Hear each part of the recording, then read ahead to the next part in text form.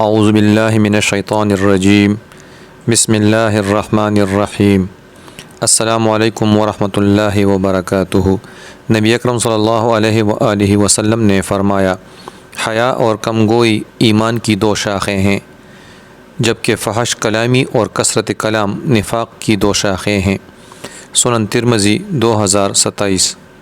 رسول اللہ صلی اللہ علیہ وآلہ وسلم نے فرمایا، صدقہ مال کو کم نہیں کرتا، عفو و درگزر سے آدمی کی عزت بڑھتی ہے، اور جو شخص اللہ کے لیے تواضع و انکساری اختیار کرتا ہے، اللہ تعالیٰ اس کا رتبہ بلند فرما دیتا ہے۔ سنن ترمذی 2029۔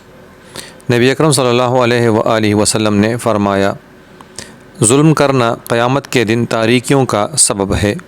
سنن ترمذی 2030۔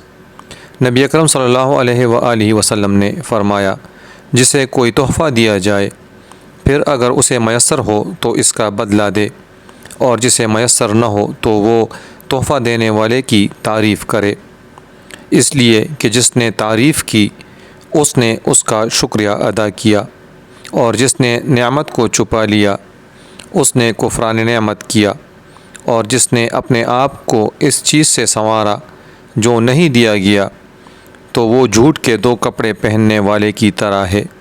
سنن ترمذی 2034۔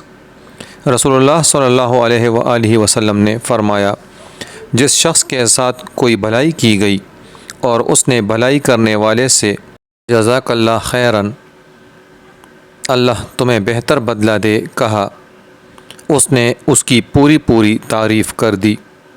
سنن ترمذی 2035۔